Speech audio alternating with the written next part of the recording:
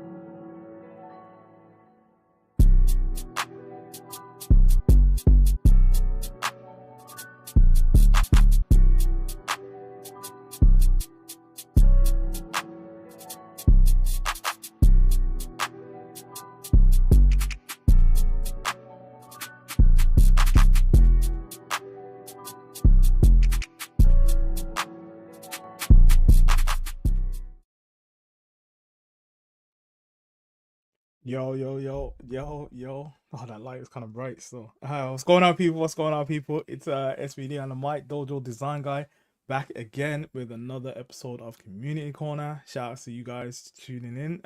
Share the stream, and all that. Yeah, obviously we had King J on last night. It was a very informative episode yesterday. Shout out to him. But as I say, putting double duty this week, back again. So yeah, this week we've got Edwin, aka Tales of Mr. E, has a long storied history within the UK FGC. Was just a period of time was community manager at Bandai Namco. And yeah, there's some good stuff. So before we get into the interview, just got a few public service announcements, of course. First one being the most important. We got versus fighting coming up August 15th to 17th. Millennium Point Birmingham, of course. This is our annual major fighting tournament event. Sign up at start.gg/versus fighting. We got like plenty games this year. We got Fatal Fury, Tekken, part of the Tekken World Tour, Street Fighter 6, Guilty Gear, part of the Arc World Tour, Virtua Fighter, part of the Virtua Fighter Open Championship. So basically, the winner of the tournament there at Versus Fighting will qualify for the global finals. Part of the Mortal Kombat Pro Tour, one of the few events across the borders. Part of the Pro Tour, Grand Blue, Tekken Ball, Under Night in Birth, Blaze Blue, Street Fighter Strike, Soul Calibur 6, Ultimate Marvel vs. Capcom 3, which Edwin will be helping us run there. Well, Edwin will essentially be running it there. So shout out to him. We've got Super Turbo and Soul Calibur 2 as well. So we have quite a few games. So yeah, say if you want to, interested in hopping down, if you've never been to a versus fighting event before, come on down. It's a good vibe, good enjoyment. Yeah, start at GG/VSF. Yes, I too was dying in this heat. It was a bit of a madness today. I went for a long walk after school event today, and it was a bit mad. It was a bit mad. Shout out to Rudy. What's going on, Rudy? What's going on? So yeah, just we'll be starting episode 22 shortly with everyone. It's got a lot of ground to cover. I feel like we're gonna have another good show. So yeah. I don't know why you're not a mod. I will try and hook that up for you next time, Rudy. I'll try and hook that up to you next time. But yeah, man, we're all good. We're here. So yeah, how you guys doing out there today? That everyone all good? That everyone melting in the heat like I was today? At least, and to be fair, at least we're on today. At least like last week, obviously we tried to get it sorted, and StreamYard was having issues. So, but we completed our objective over here, so obviously we're back again next week to do it all again. So yeah, I'm just gonna check if our guest is ready. Coolio, we are ready. So first of all, I want to welcome to stage Tales of Mr. E. What's going on, sir? What's going on? Yo, Stephen. Hello. Good to be here. Thank you. Thank you. Appreciate the time for taking the time out again to come on after obviously last week. Yeah, all good. I know full well that technical issues just happens. Yeah, it just happens. Yeah. So been there, seen in the full breadth of things in my time running events. So it's normal. Yeah, I put it down to the StreamYard wasn't ready for what they were about to. Yeah, that's it. StreamYard. No, they weren't ready. Yeah. Okay, there's a slight let me see. But yeah, yeah, so I guess first of all, have you had a good day? First of all? Yes, I've had a very good day. Today is very, very hot, so let me unpackage this, which is the Versus Fighting flannel. Okay, because how do I open this thing? Is this where it all goes wrong? I can't get it open. All right, here we go. All right, Versus Fighting. Get your merch. There we go. Yeah, perfect. Got to show. Is that upside down or that's upside down? Let's do it that way. Are there new flannels for this year? Yes, there are new flannels for this year. So there are new flannels. You can get the one that says Versus Fighting 13. Yes, there are definitely new flannels for this year. Shout out Spartan Throne, that's just popped up into the chat as well, by the way. Oh, 3-time Versus Fighting champion. I blame all the tech issues on Spartan Throne last week. Whenever Spartan touches something related to technology, it's like you know that gif of Homer when he like makes the cereal and it goes on fire. It's literally that. It's literally that. So shout out to Spartan Throne.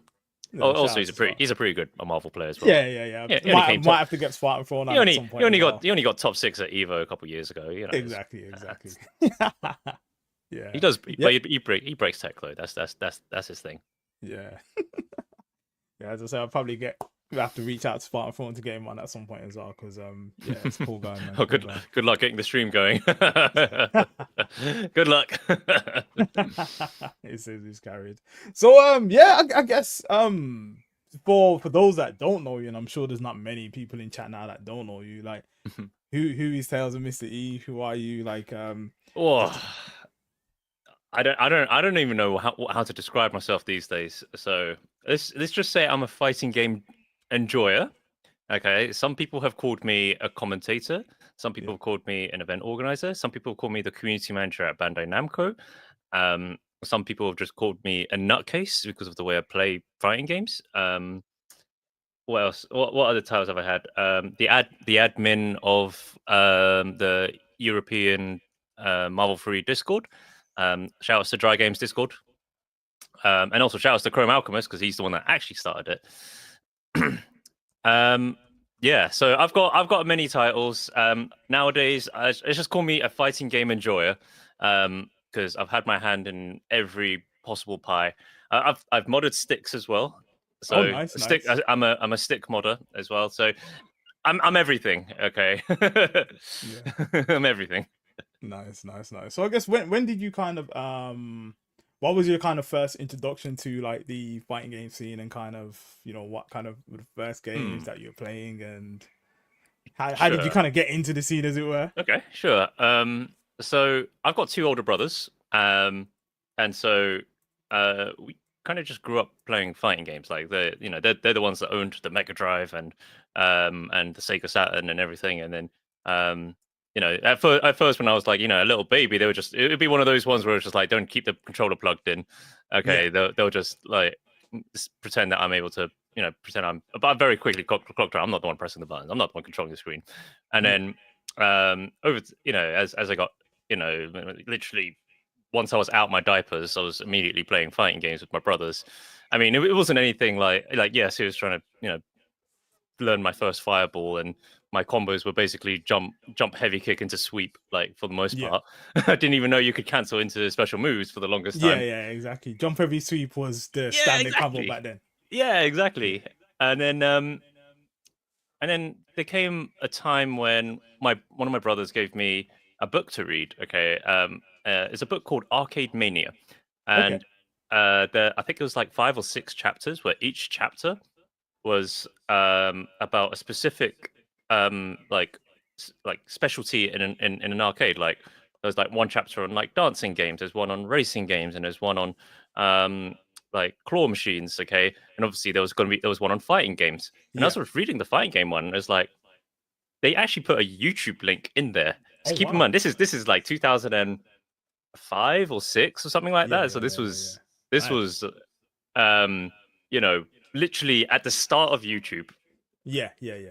And so I decided to, search, first of all, steal my ADSL, take the phone line away and actually connect to the internet, because those were the days. It was back in those days, just before we got broadband in our household. And I decided to, take a look at this YouTube link, and lo and behold, it is what the Evo Moment 37. And then it took forever to buffer. It took like 5-10 minutes. Okay, but once it was got there, I was like, what? You could do that? You could you just got so many kicks in her super, and you could parry. Then and so that, and obviously that was my introduction to Justin and Daigo, and then it kind of went from there. As when Street Fighter 4 came out, I was like, okay, I want to get more involved with fighting games. I want to see if see up close this new Street Fighter game. I mean, for the most part, by that point I had already enjoyed mostly like the like Air Dashers, like Marvel 2 and Guilty Gear. Those were the ones I predominantly enjoyed. But then I thought, but it's Street Fighter. It's new. And it was very, it's an exciting time. So it's like, okay, Yeah. it just came out on console, but I want to see what arcades are like. So Yes. I then made the trip to Casino. Okay. Actually, I can't remember. It was either Casino or it was Trocadero, because Yeah. one of those two. Because those were the two arcades that were basically left with that actually had Bandai Namco. fighting games at the time. Yeah. So, and then that's that's when I started playing in the arcade, playing in the arcades a little bit. Keep in mind, this was when I was like, I can't remember, 12 or 13 years old. Like Oh wow. I was Okay. mad young. So Yeah. it was pretty much trying to scramble together pocket change. Yeah. Try and make that trip to London to try and play some Street Fighter. Because at the time I didn't actually have the Xbox 360 or PS3. Oh really? No, not. Keep in mind, like it was the PS3. I think just launched, and it was like Oh, 400 or 500 quid or something, Yeah, something yeah. stupid. Yeah. And then the Xbox 360.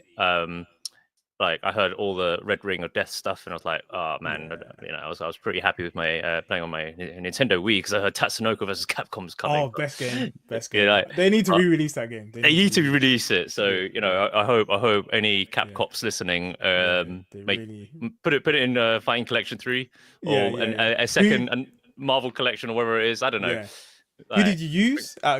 Just so who did you use? I was using Soki and Ipatsuman. Nice. So Soki from Onimusha. Yeah. So, and I don't know where the hell Ipatsuman's from. I think just his own series. Oh, is it his own? Okay. Yeah, I think it's his own series. I used to use Polymer and Kashan. Oh, okay. Yeah. I like it. You got the command grabs and the kicks. Yeah. Yeah. And then Polymer had like an air reset with super. Yeah, that's it. Air command grab. So yes. Yeah. Sick game. So I was pretty content with the Wii for the longest time, and so that's why I wasn't really too keen on, like, well, first of all, I didn't have the money to buy a console. So my only way to really play it was going to the arcade and trying to like learn. Even though the game was out on consoles by then, but I didn't have it. Then, but whilst in that arcade, I also saw there was Blaze Blue. Okay. Yeah. And so I slowly started putting my money from Street Fighter 4 into Blaze Blue. Yeah. Okay, and the button there was terrible, and they had like instead of like the full size 30mm buttons, they had like the 24mm buttons. Like they were tiny little buttons. Oh gosh. So it was really uncomfortable to play, but it was so shiny. It was new. Arc System works with like a HD sprite based game. I was like, whoa, this is sick, man. Like like it's I want to buy a console just for this. So I researched online and found out that it was only out in Japan, or it was about to come out in US or something like that, but there's no word of a European release. Okay, not for the longest time at least. And so I bought a PS3 knowing that it was region free instead of the Xbox 360. And then by then, because I think it was like my birthday came around or something like that, and so I bought a PS3 with like my birthday money. Okay, and for those that don't know, in Chinese culture, oftentimes you're given these red packets. I might even have one. They'll look something like this, like with gold on the front. Okay, and then inside you put money in there. Okay, so I used to love getting those as a kid. In fact, I still love getting it because it's money. Yeah, it's money, exactly. Exactly. And so, I think I got enough money because it was my birthday's in February, and February is also not when Chinese New Year is as well. So that's two opportunities to get enough, lots of cash, cash in hand. Yeah. And then I bought a PS3. It was a bundle with Bayonetta. So it was. I can't remember how much it was at the time. It was probably like 250 quid or something like that. So then I imported Blaze Blue as well. I can't remember from where. It was one of those like Yes Asia or Play Asia or something like that. I think Play Asia was my one of choice back then. and so I imported it. I think at the time as well, the US version had just come out. So Mm. okay, sweet. I get to play it in English, Yeah. and then I also learned, and that's when I started to learn more and more about the scene, because by then I was already on New Empire, Oh yeah, um, yeah, yeah. and so I started to learn about more and more events, and it kind of all took off from there. And then Mm. before you know it, like Marvel 3 came out, Yeah. Vanilla, and then the most annoying thing happened in the world, which was the PlayStation Network got hacked that year when the year Marvel 3 Vanilla came out. Mm. Oh So wow. for about 7 months of the year, I couldn't play online. So I was actually just playing a lot of training mode in Vanilla Marvel 3, but Yeah. I didn't really have a chance to play anyone because Mm. I couldn't play online. Yeah. But I think the training mode's so good that But like it's it's yeah, such a free game that I think everyone was like labbing in training mode around that exactly. time. Like And there was, and at the time I think, was it Justin TV? I think it was yeah, it wasn't even Twitch at the time. it It wasn't wasn't even even Twitch Twitch. at the It time. was like Yeah. Justin TV, and I think there Justin.tv, was yeah. one other. I think there was one other streaming platform. Mm.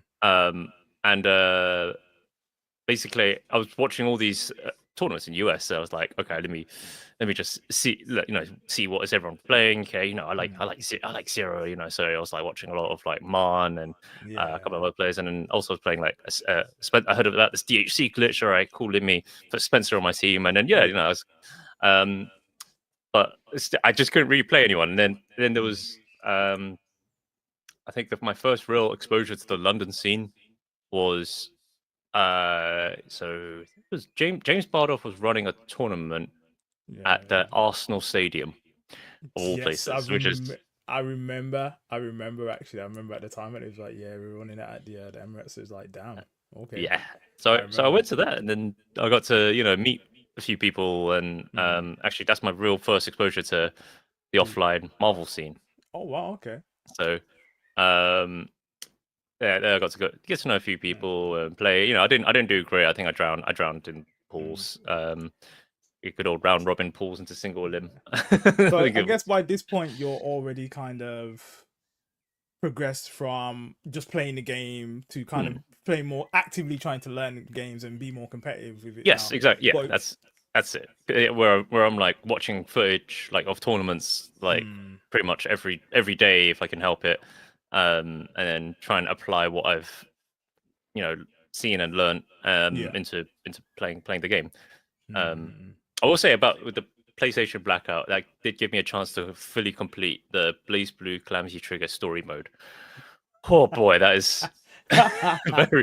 That was a very long one because there was so many. Because it's like a visual novel. It's like lots of different options, and then Yeah. there's different paths based on like whether you do like you kill them with a super or you purposely lose.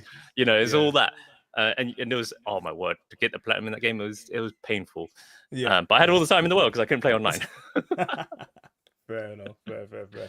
So I guess like with obviously you kind of liked Marvel and Blaze Blue. Was there any other kind of fighting games around the time? Obviously Street Fighter 4 would have been out there. And was there any other games that kind of took your interest at the time, or was it mainly like once Marvel came out that was It the one was that you decided to focus on? I was juggling both Blaze Blue and Marvel. Mm. I think I kind of went more towards Blaze Blue because more people were. I felt like more people playing Blaze Blue on PS3, Yes. whereas um on Marvel, more people playing Xbox. Yeah. There was still a few people playing on PS3, and Yeah. a funny story about that actually.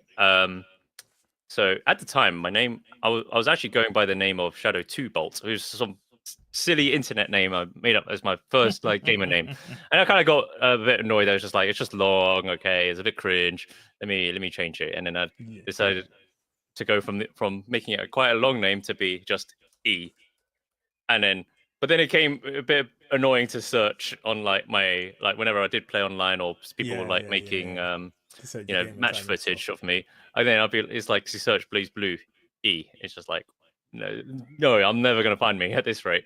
Yeah. Um, so I did go by E for a little while, but then as I was playing more Marvel Online, and I think by the time like the PSN came back and Ultimate was about to come out, Yeah.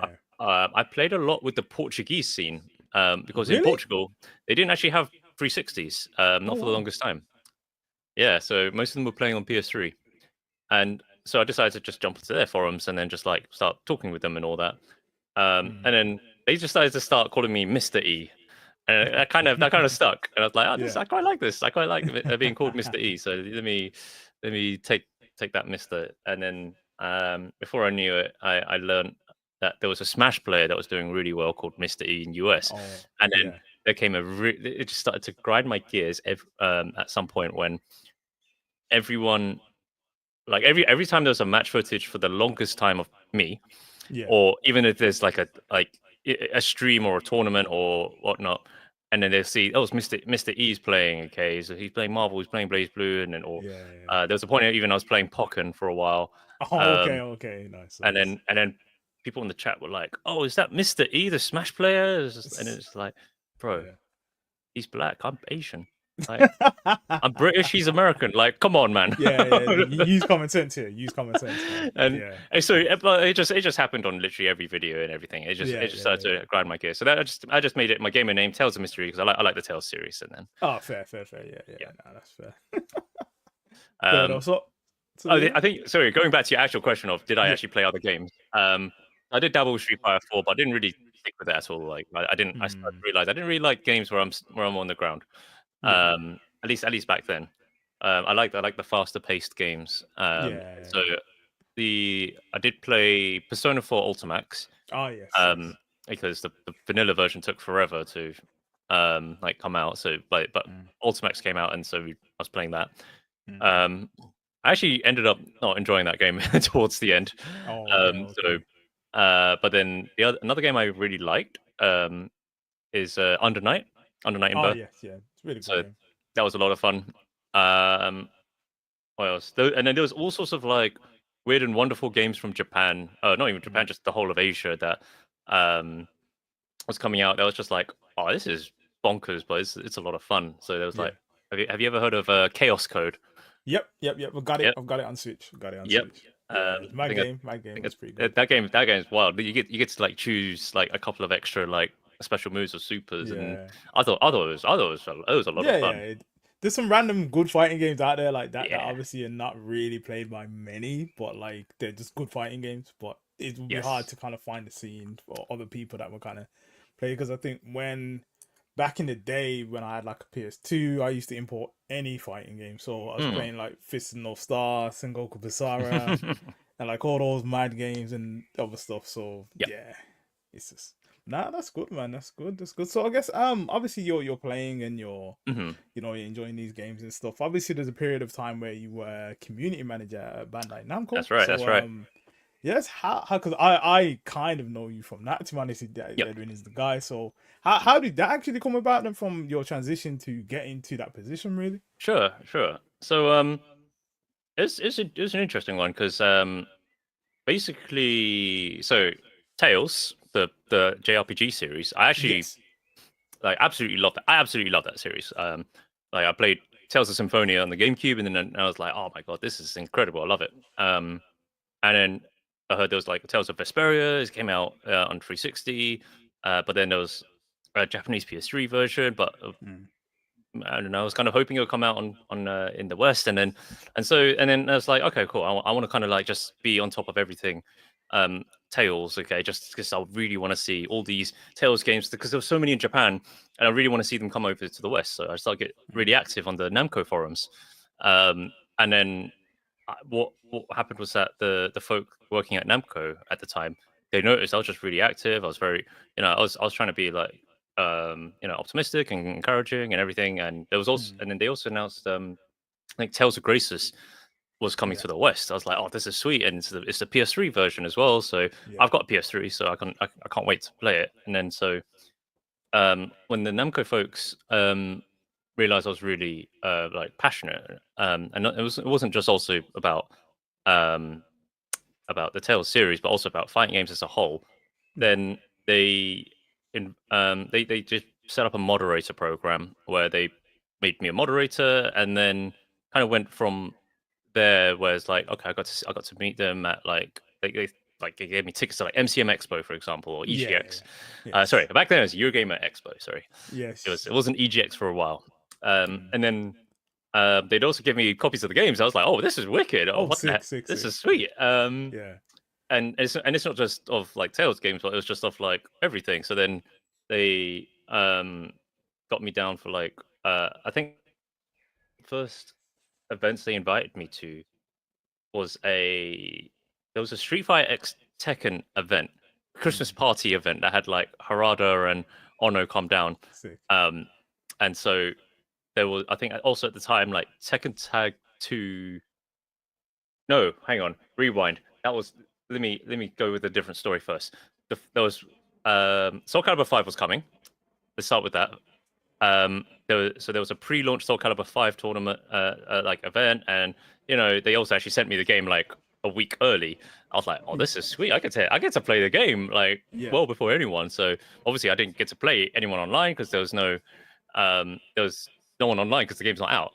So I was just playing single player. I was like, you know what? Let me try and like just learn the game and get good and everything. And then there was a pre-launch Soul Calibur 5 event. I don't think there was a tournament. No, there wasn't a tournament, but it was just a way for people to just play and whatnot. Yeah. And so Soul Calibur 5 was what got me into like the Soul Calibur community. Like I did actually play 2 and 1 on like the Cuban Dreamcast, but actually in terms of playing with other actual players, like Soul Calibur 5 was my first exposure to it. So I do have although a lot of people don't like Soul Calibur 5, I actually have a soft spot for 5. Oh, really? Yeah. So I really enjoyed it because that's where I met. I mean, I can see Zero in there. I don't think I met Zero through 5. I think I was through 6, but I met like players like Hyrule and Silent Joel and a few other folk as well.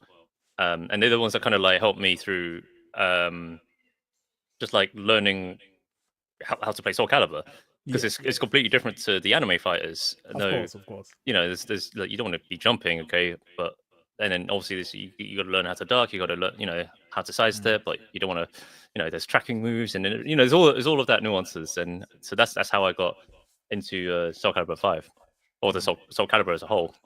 And I remember even because as a result, just like playing just a single player a lot. I was playing a set against Kayane at that event, and took a round. I was pretty happy with that, but yeah, she did body me.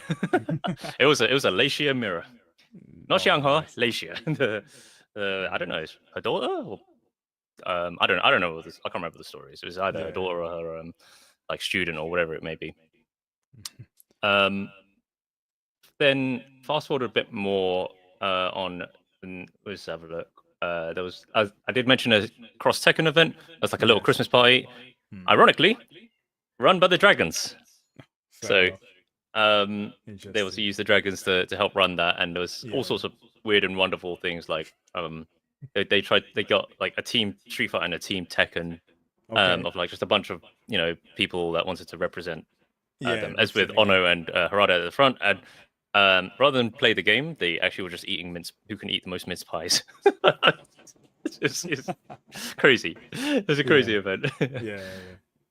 Then let's have a look. I think it was in 2013. This is when the year I finished secondary school, and as I was finishing, the previous community manager had just left Namco, and so there was an opening. And for me, I was already just like getting my university applications like sorted and everything, and I think I had like a couple of what do you call it, applicant requests, or I got accepted into a couple of universities. So I was literally about to go to university, and then one of the guys at Namco just said, "Look, I think you should apply for the role that's open." And I was like, I'm just like a teenager. Come on, like, you crazy? You kidding me? And he's like, no, genuinely, you should apply. I think you have a good chance. And so I applied, and I got it. And it's only, and I think it's basically because I was so active with in the community, or as it was, and because I was super young and fresh and everything. Like, I think they just wanted someone that was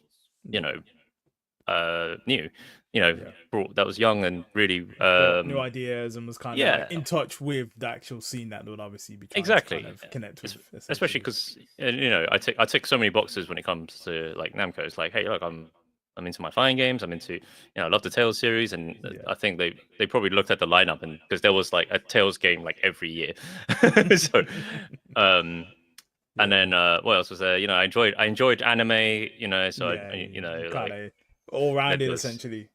So I ticked so many boxes. So it made you know, I can see why I was a really strong candidate and ended up getting the job.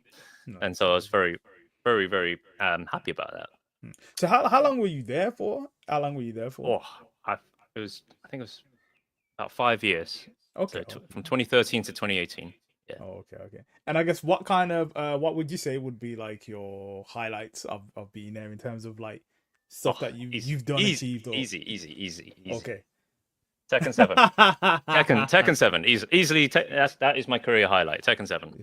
Yeah, yeah, Uh, I put so much. Like it was. I don't. There's nothing in my life or my career like working on Tekken 7.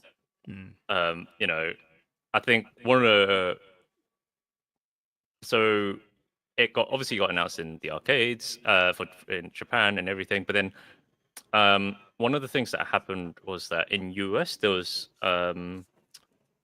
like a tour or something like that. But basically, Markman had access to the arcade machines and was taking it to every single event. Okay, yes, and yes, so this was not Fates of Retribution. This was vanilla Tekken 7, and so yeah, yeah, everyone, a lot of people were asking me, it's like, "Hey, Edwin," as in from this is from the community, not within Namco, but as in from the community. A lot of people asking me like, "Look, I'm seeing US. I've got all access to the game and all these doing all this stuff with it. Is it possible? Can we get that for UK, for Europe, or whatever it is?" mm, And the crazy thing is that I hadn't had access to Tekken 7 either. yeah, And I work for the company, yeah, so um, I knew that the moment I could get access to the game and could bring it to events, I was going to take full advantage to make sure that it was in everyone's hands and there was going to be events upon events upon events and make sure it was everywhere. And so yeah, that is something that I really worked like my butt off on. yeah. So did you And have a lot of control? Sorry, did you have a lot of control in regards to where? Okay, so say for example, you said I want to put Tekken at this event. Did they mm, just say okay, or did you have to kind of put your case forward, or was there yeah, I kind of mean like a back and it's forth, or did you have like not free reign, but did you have more control to kind of influence certain aspects of like obviously the marketing and promo for the game and stuff? Yeah, so certainly I put forward literally every fighting game event that ever had any fighting game, not just from Namco, that is not just Tekken 7, but also like Dragon Ball Fighters or Yeah. Soul Calibur 6 Mm. or like all of that was because I basically put forward Yeah. and put my case forward and said, look, there's a big this is the core fighting game fans. Yeah. Okay, Yeah. Yeah.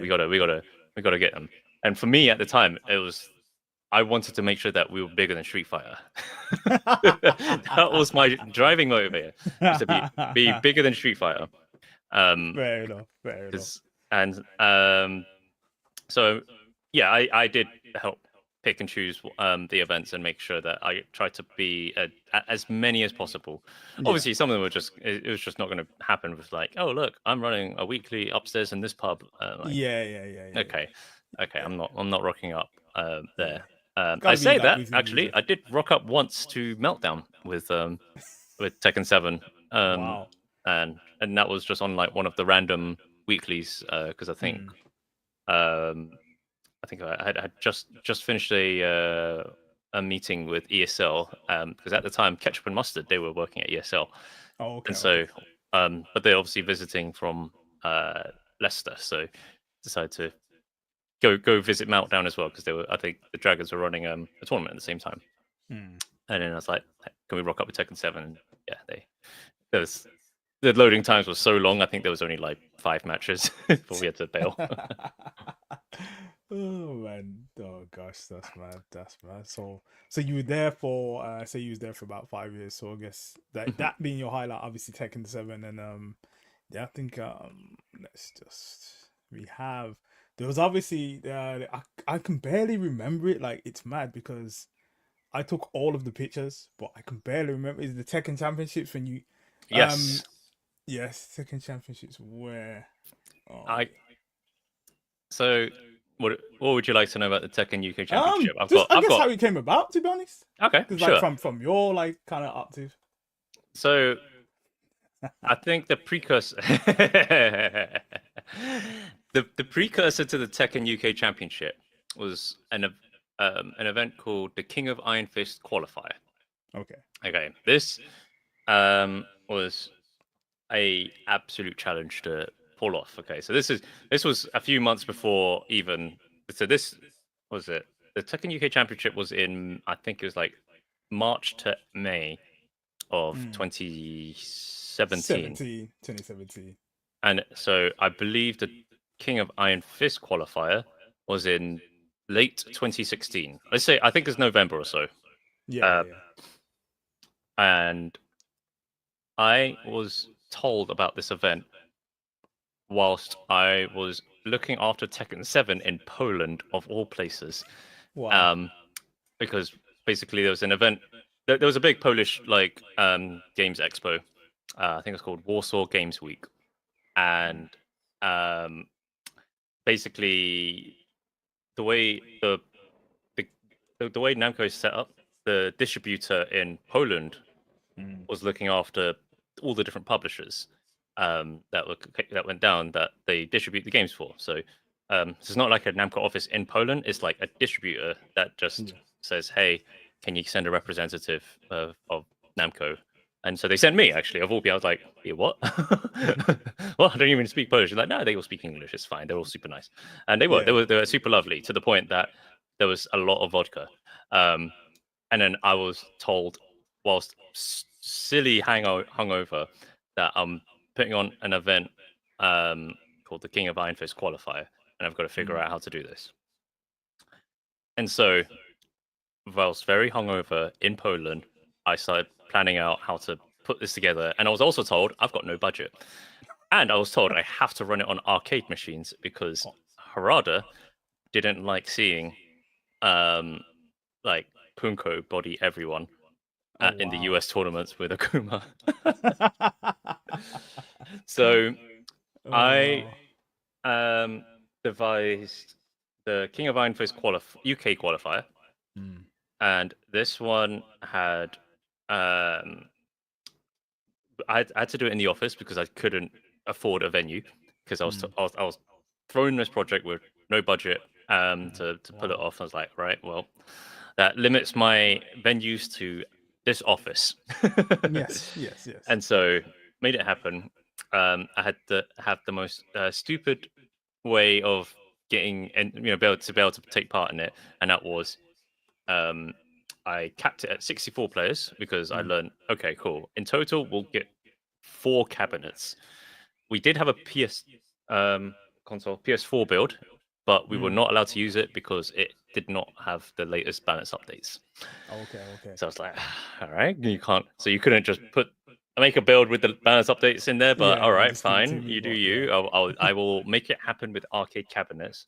Yeah. And so to help with the production, I dragged in Ray O'Connor, or rather NGI, Yes. to help with pulling it off. And there was all sorts of trickery, with, like, for Mm. example, with an arcade cabinet to get it running to a capture card. You have to boot up the arcade cabinet with the HDMI plugged into the capture card already. So you can't be like, you turn on the machine, okay, let's plug in Yeah, just plug it thing, in. unplug and plug things in. It will Yeah. just not display a signal. It will, yeah, like there's Wow. all sorts of nonsense like that. Um, Yeah. uh, and then and obviously it's not easy to get access to a HDMI cable in an arcade cabinet. Yeah, yeah, that sounds a bit wild. If you, That sounds a bit yeah. wild. So what? So the King of Iron Fist qualifier, I had to make in order to make the 64 person um, event happen. Obviously, it's a really hard cap. There was a lot of people that wanted to enter. Probably like there's over 100 people that said that they Yeah, wanted yeah. they wanted to enter and everything. And I I remember there was a Tekken 6 tournament way back when, where what was it? I remember. I distinctly remember. Okay, I heard that Asim, who was studying in UK at the time, he's the Pakistan player that moved to London. But he won one of the tournaments, but he wasn't allowed to actually like. I think. Oh no, I'm being tag 2. Sorry, he wasn't. But he wasn't allowed to go for the qualifying finals because his passport or Yeah, his nationality residency and stuff like wasn't actually from UK or even Europe. Hmm. So I just said I just wanted to make it a very nice, easy. What do you call it? Requirement in order to take Yeah. part in the tournament. I said, all right, as long as you've got a European address, you can take part. And they were fine with that. Okay. Oh wow. Okay. Um, Mad. well, I say they. Let me be clear. So just to be clear with Namco, there's the UK office, and then the central office is in France, the Yeah. EMEA office. So the EMEA team, they were fine with that. I was like, okay, this is I'm gonna make this a restriction. Is that fine? They were like, cool, that's fine. And then I also made the other requirement in order to enter. You have to tell me why you like Tekken. Yeah. It's the most bullshit thing. You could just I recognize most of the names. Okay, if they already entered tournament, I'm like, okay, cool. I'm just gonna Yeah. Cool. I'll enter you. You're fine. You're in basically. But then there's obviously a lot of people that were just like they're putting their life story of like, oh well, I grew up with my cousins, and then when I was introduced to Tekken, we used to play every single night and everything, and I'm so excited for Tekken 7. Like, all right, fine, you're in. And then there were some people where if I just recognized the name and they wrote like E, it's me. I'm like, yeah, okay, cool. I know who you are. And then there were some people that just didn't even try. They didn't even write anything, and I didn't know who they were. So I was like, cool, I'm not going to bother putting. I can't enter you because I've got 64 people, and I'd rather just have 64 really passionate people Yeah. than people that are just trying to come to the office for no reason. Yeah. Like they may not even stay for the whole event or whatever. I mean, we did have a few dropouts for one reason or another, but I think we ended up with like 61 players. And so the tournament ran, Kane and Trench won it. And one of the players he beat in the finals. He's called Cherry Berry Mango. Oh, I had CBM. Yeah, so he was actually living in UK at the time. I had no really? idea. I had no idea who he was at the time. Yeah. Okay, he just said, "Yeah, I'm from Korea. And I'm studying in UK. I'm just having, and I grew up with Tekken. I had to, I played it in the arcades a lot, and then now I'm studying and I really want to play more Tekken, or something to that extent. And then Yeah. so I made sure that CBM could enter because I thought, okay, this is cool. He's a guy from Korea. I didn't know who he was. I tried to search him up. I couldn't find anything on him. Like, okay, cool, whatever. He's I didn't think he was like a top player or anything at the time. And then and then lo and behold, okay, look at where he is now. It's like, I didn't know. I had no clue that it was about back then. Like he was living in. That's crazy. So he was living in UK, and so I entered him in. And once I shared the sign up list with the central team and everything, and they actually passed it on to Japan as well. I got told that I was in trouble for letting him in. Oh gosh. Oh man. And that I should have restricted it based on like nationality and everything. But I was like, nah, I want to see like the likes of like Asim and whatnot enter as well. See the best players there, really. To be honest. Exactly. Like and they're living in Europe, and better yet, CBM lost in grand finals. He lost to Kane and Trench. So Kane and Trench qualified. Nice. And keep in mind, Kane and Trench had never played Tekken 7 up until that day. Really? Well, keep in mind the game was like 7-8 months before the game came out. Yeah, that's true. Yeah. The only way you could get access to it is you either fly to Japan or Korea, or you were just at a lot of events. That's the only way to play it. Yeah. Because I remember we had a cab at it would have been versus fighting. I'm feeling like it was 2016. That would have been 2016. I remember it was when we had it at the studio, and I remember the cab being there. And it's I remember it's good times, man, good times. So so obviously you've done this and you've carried on and stuff like what other kind of things it was mainly like obviously around like Tekken, Soul Calibur, Tales. Can I hold you for a minute? I just Yes. remembered what your original question was about the UK qualifier. I'm sorry. I'm just making sure we run It's to all good, 3. man. We got time, I'm man. It's all I'm good, just making man. sure we're running to 3 a.m. Okay. Yeah, that's So- cool, man. That's cool. That's cool. So I was just talking about the precursor to the Tekken UK Championship. Anyway, Yes. basically, everyone was really happy about the King of Iron Fist qualifier. And I think the trouble that I made was let's let it slide under the rug, okay? Because yeah, Ken Trench wanted, not CPM. Yeah. And so that also behind the scenes was also a was used as a to set up talks with ESL to actually help run Tekken UK Championship. So we kind of did it in conjunction because obviously with Namco we have the build, we have the access, got all the art assets and everything, but ESL have all the production stuff and everything. But there was like something missing in the middle, and that was we needed events. And so timed it with hype spotting. I can't remember the number it was, but it's the one in 2017. So that is what made that. It said that is going to be the start of the Tekken UK Championship, and every week we will be at another location. So there was one in Dublin in Ireland. There was one in Manchester because especially at the time, the Manchester scene was very it was known for tech. It was known for Tekken. Yeah. And I made sure there was one in Birmingham. So obviously I hit up Justin and said, look, we got this going on.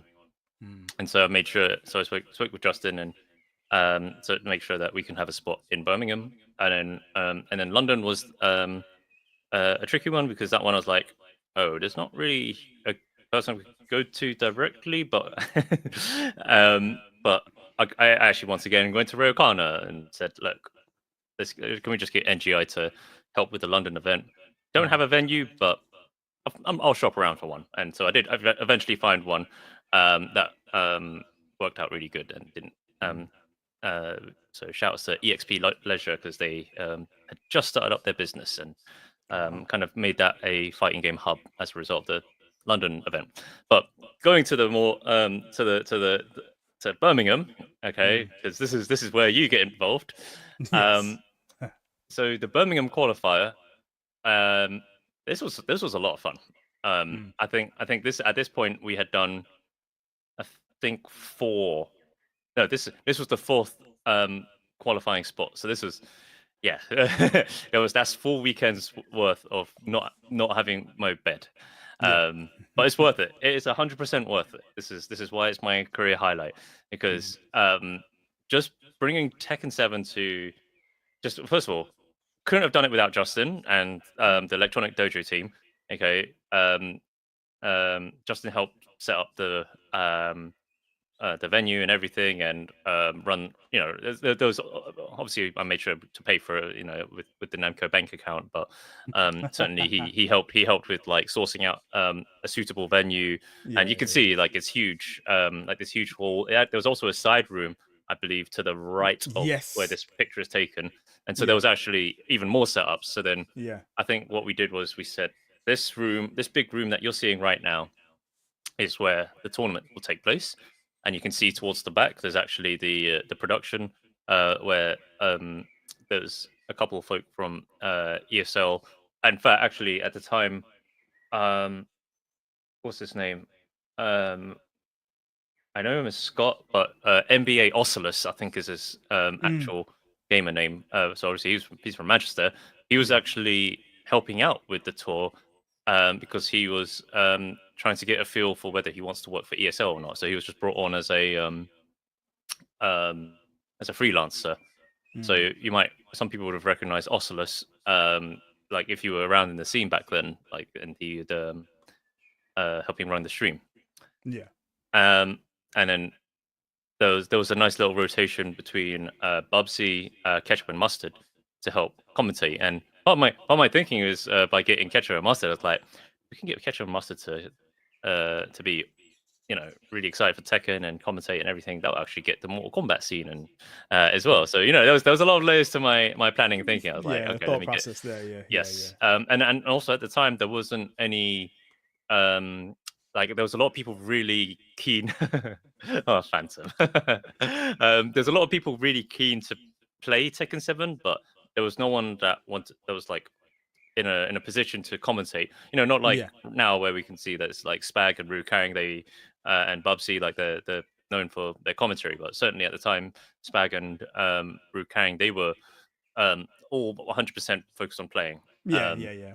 And Bubsy was keen on doing commentary because actually at the time he actually just started also out as an intern at Namco as well. Okay. Okay. Yeah. So Nice. brought him and dragged him along with me to be like, all right, you're coming on all these sore spots to do to help commentate, and so it was really helpful, obviously, because he knew the game like the back of his hand, which was really impressive considering that he you know well, he thankfully he had more access to the game as a result of working for Namco. So Yeah. he got to play during the lunch breaks with me Yeah. to figure out all these different characters, and he was super on it with watching and actually understanding, uh, yeah, the game. So yeah, the Birmingham qualifier was wicked. I really enjoyed that. I here's a fun fact though about it is that where I got in a little bit of trouble. Okay, it's not the King J bit where I'm gonna skim right past that, but Yeah. We it's spoke about that. We we're could do gonna yesterday. skim right past that one. But Yeah. Shout out to King J. basically the tournament overran. Okay, like the allocated time that we had booked with the venue basically came to the limit, and basically I got a text or a phone call and said, hey, I see that the event's still running. Like, what's happening? Like, you should be packing down. Or, we got our staff ready. And I said, is it possible to extend it? Like, it is, but it will cost you. I'm like, I'll pay it. And the thing is that I did that without approval. Like, Namco, everything has to go through approval. Okay. Yeah. Like, and keep in mind, this is it's the weekend. They're all the people that would give me the approvals, they're all buggered off. Okay, Yeah. they're either on holiday or they're with the kids or whatever. It's the weekend. Your weekend's it's your time. Yeah. So I just basically used my card and said, look, okay, can you get me a receipt? and then like yeah, and then so I paid for the an extension for another hour or two or something like that. Keep in mind, at the time I was living paycheck to paycheck as well. So Yeah. okay, but I made it happen. I was like, look, this tournament's got to finish. Yeah. It's got to finish. Okay, Gotta get it done. so it's like an extra. I don't know how much it was, like 300, 400 quid or whatever it was, to extend it by the extra hour because they had the staff already on hand. Yeah. And then got a bit of a bollocking on Monday, but I was like, look, okay, the tournament needed to finish as far as I'm concerned, and Yeah. I made the best possible report of like, look at how much like how many people were watching it on Twitch, and at the time we were doing Facebook streaming as well, and all that. Okay, and there's also video coverage, the photos. It's like, yeah. So there's a positive spin to it, essentially, that you try to put forward after. And so I managed to get it actually expensed my money back in quick fashion as well, thankfully. So to prove that it was worth it. So yeah, I had to pay out my own pocket for a brief moment to make sure that the event did finish. Otherwise, if I was told, first of all, if I didn't have enough money in my bank balance, I would have actually had to say, sorry guys, gonna have to kick everyone out, which would have sucked because I think it was like in I don't know, loser semis or something, somewhere in top 8. There was no way that was going to happen. The tournament needed to end. Could have started the tournament. Fair. So obviously this is one of the big highlights. So I guess when do you get to the point where it's like, okay, like you're obviously you're not with Bandai Namco now, like why if there's any personal reasons or whatever, you don't really need to touch on it, but why did you leave? Was it just like a new challenge? Was it just I mean, at the end of the day, it's like, remember, it was my first job ever. Okay, so I was still, I worked my way up a little bit in the company, but it was only, I think I hit that ceiling. I just couldn't move any further up. Okay, I was still on a paycheck where it's just about livable in London, but it was just like Yeah. literally scraping by. Okay, I needed like I'd literally said to them like, look, if you paid me more, I would actually just stick around, and Yeah. it's just as simple as that. So, Mm. and then also use it as a chance to kind of like broaden my career and try a Fair. few other things. With a lot of mistakes and like bad decisions on where to take my career and whatnot, but but I'm now in a happy spot where I'm now working at Square Enix, but Nice. before anyone gets any crazy ideas, okay, there's nothing fighting game related that I'm working on. Okay. No Dissidia. If there is or isn't one, I am not aware or related to any projects Fair related. enough. So okay, So so you work your way and you've got a few like bumps up and down, and you end up at Square Enix. So how is that currently? Like in terms yeah, of no, it's great. It's great. yeah. You know, there's a lot. Obviously, it's always exciting when there's a new Final Fantasy game. Yeah. I also when I started working there, I decided to start getting to Final Fantasy 14 because I hear it's the retirement home of a lot of fighting gamers. I'm like, all right, Yeah. let me in. Let Yeah. me get into Yeah. the retirement home. And so I decided Yeah. to really get into that, and I managed to fully catch up in like a decade's worth of game of an MMO in like a year. So Yeah.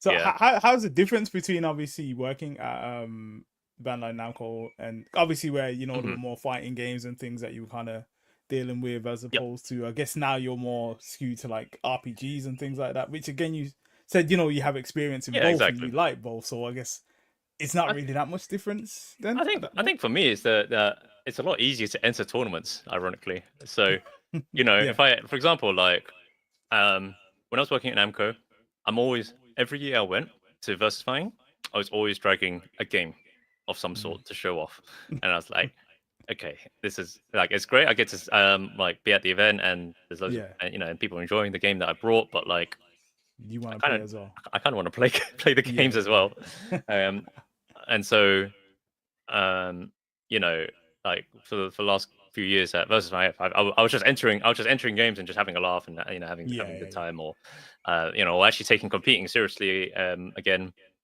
Um, this year I decided to not compete at versus fighting. I'm actually just gonna run a Blaze Blue and Marvel tournament yeah. Yes. because you know like you know as we've kind of covered off already in earlier today, like those are the games that kind of The really passion. Yeah, yeah. it's the passion, yeah. Mm. So I'm going to be running tournaments for those. So Nice, yes. sign up for versus Yep. fighting. Yeah. Make sure you're coming down. It's in Yeah. Birmingham. Everyone can get to Birmingham. Yes. Start.gg It's /VSF. it's a All of that one good day, stuff. for Blaze Blue. It's a one day tournament. For Marvel, it's a 1 day tournament. You don't even need to get a hotel. Just get your butt to versus fighting. Yeah. Yeah, appreciate it. So you briefly touched on obviously NGI's involvement with some of the tech and stuff. Shout out to Rarekana. I guess Mhm. could you kind of explain obviously for those that don't know about NGI and kind of what you've Sure, done sure. with NGI in terms of like the events and the games because I know there's quite a lot of stuff that you've done with NGI and Yep. what they're about really. So NGI was started out by Lord Ryokana. He is Shout out to Shouts Rarekana. to Ryokana. Okay, without Ryokana, there would be no NGI. Mm. And so Ryokana's vision for NGI, and this is where you're probably better off actually getting him for a podcast. So Mm. there's some ideas, Stephen. That's cool. Um, I will reach out if he wants to come on. The floor is yours, man. Whenever you're but ready. Whenever you're ready. basically, it started out because there was in London there was a lot of Street Fighter 4 and actually Marvel 3 tournaments and Mm. a few Tekken events here and there. But certainly when it came to like Blaze Blue or just like the other games. Yeah, There the wasn't anime any games, quote the anime unquote. games basically. There wasn't anything like there.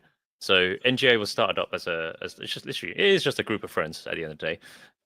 We're just running tournaments for the likes of Blaze Blue and Arcana Heart and you know all these games that are not really well Mainstream. represented Yeah. other you know like you wouldn't see Blaze Blue at Winner Stays On. Mm, Okay, mm. like Yeah, yeah, so that is kind of how NGI started out. Obviously, then had Blaze Blue and Guilty Gear, and actually there was a lot of work put into to work closely with P Cube at the time as well to make sure that there is yeah. Because they were the publishers at the time, weren't they? exactly Yeah. because they had it hard themselves, where the the the games they were getting from Arc System Works, they were coming months, even a year after they came out in Japan or US. Mm. So they were already on the back foot. So but they were super supportive of everything NGI. So I did rely on NGI to kind of for some like Namco shenanigans. So that was great, and also that did lead to other little gigs as well, like working with Nintendo on a few projects with like Splatoon and Smash. Oh, nice. Yeah, yeah. So it did become a little bit all encompassing, but really the bread and butter was the anime fighters and making sure Yeah. those really had the spotlight, and had a tournament run really well, and they had a really good stream, to the point that an annual event was started up to be like the anime EU major, Yes. called Revolution, or Revo as we call it for short. Yeah. And then I can see there's a few folk in the chat, like Kenfully. I don't think he ever came to Revo, but certainly his brother, Black Lotus, like Mm. came, and so he was one of the top Blaze Blue and BB Tag players as well. So yeah, basically we in Europe we were known for running the anime tournaments, anime Yeah. fighting game tournaments. Mm. So yeah, that's the NGI in a nutshell. I'll get Well, Ryokan for more. oh, that's cool. I definitely will. I definitely will. I definitely will. So yeah. So I understand that you do a bit of stick modding. Mhm. Yes. And there was a period of time where there was something about a treadmill, was it? Yep, there was a treadmill. So Okay, would you like to um, to explain? well, I don't even know where to start with this. Um, I I don't even know how I got this crazy idea, but I think I was just like really bored in lockdown, and I was just like looking at um I like so okay I've always liked modding sticks. Yeah. Okay, so even when I first started getting involved with the FGC, I had like one of those cheap sticks, and I was like, okay, let me start off cheap and then mod it with, because as long as you got the Sanwa parts, it's all good. And so let me mod it with Sanwa parts. But the Yeah, yeah, stick I yeah. chose was like a one of those really cheap Hori fighting stick threes, and it was a pain in the ass to mod. But I managed Yeah. to get the Sanwa parts in there. Yeah. Later on, I started to appreciate just buying a good quality stick from the get go, and also and all that. But yeah, get that video playing. Get that video playing for the folks at home. Let me pause that. Go on. Yes, feel free. So you can see. Oh shit, man. Oh, Hold what on. was this? Yeah, There we go. There we go. There we go. there we go. But you can see this Street Fighter 6 came out. I also decided to get myself a treadmill because I was doing bugger all exercise. Mm. Keep in mind, it was obviously locked. It was during lockdown when I got Yeah, yeah, yeah. the treadmill. So I was like, okay, let me actually make more use of this. I was like, when I was using the treadmill, I was like, I kind of want to play more games on it. I started Mm. to kind of dabble with a bunch of different games, and like one of them I was trying to play was like Spider-Man, and oh my god, that is the worst. Oh. That's one of the worst games to play on the treadmill, because I find like swinging around, you can't help but like slowly walking to the left or right.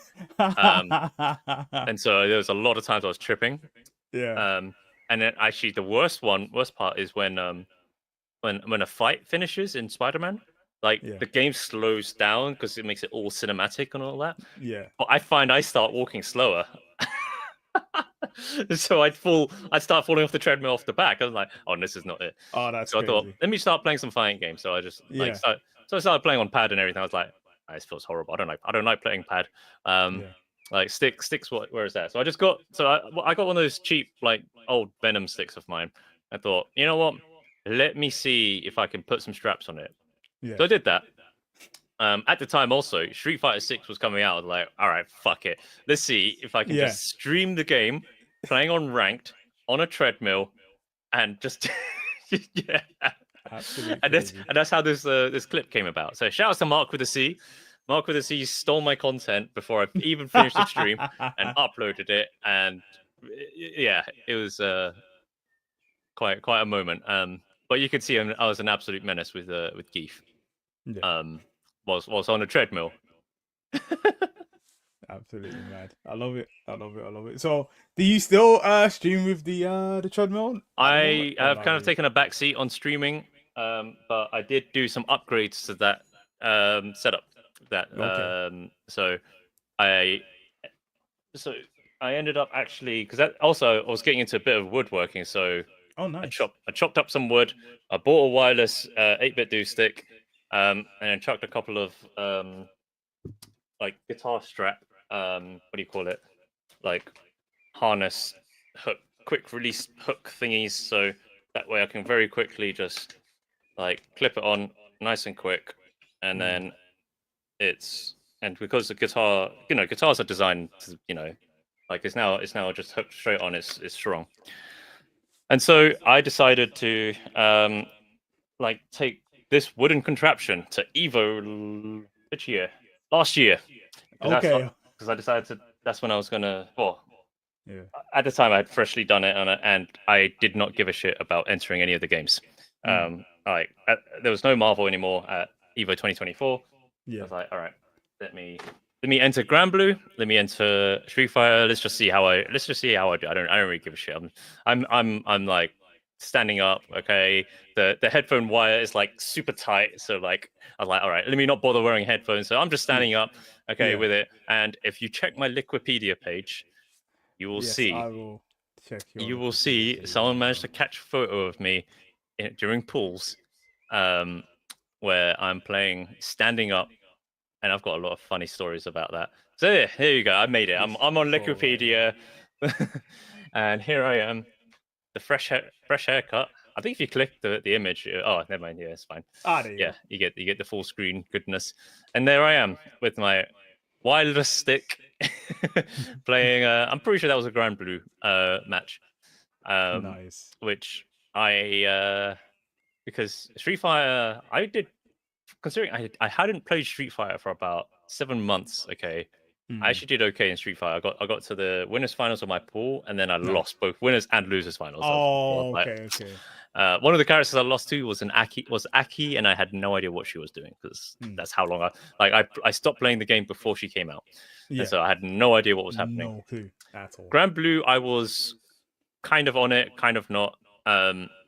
I think at the in the run up to Evo, I was just playing Final Fantasy 14 instead. Fair enough. I really wanted to complete the Yeah. because I think a new expansion just came out. Like I need to Oh, okay. I need to finish this. Yeah. So I didn't. I was just like I don't really care what That's why that's why I brought this wireless stick to play, and I was like moving the chairs about just so that I can stand up and play. So I cannot believe that I made it to 65th place at Evo for Wow. Grand Blue. And do you know how I went out? How did you go out? I DQ'd myself to go commentate Marvel. Oh no. I did. Oh, I was like, wow. I could have been the Evo 2024 champion for Yes. Grand Blue, but Marvel takes priority. Yeah, Marvel's more important. Marvel's way more important. But it was, that's me, isn't it? I don't I just want to have fun. I don't really care. It was just, but the funny thing is that in Street Fighter pools, one of the guys that was playing had like this big entourage, and I think it was like a modern Ken player. Okay, it was a really good one because he had like all the his reactions were spot on, perfect, and everything. So I couldn't jump, and I was like, all right, I'm just gonna have to approach the ground and just like be Zangief and scare him that way. And so he but he had a big entourage like behind him, like cheering for him and everything. And there was one time where he beat me, he won like one of the matches. And then they were all cheering, and then I turned around. I was already standing up, so I turned around and then went to go join him and just and started cheering with them.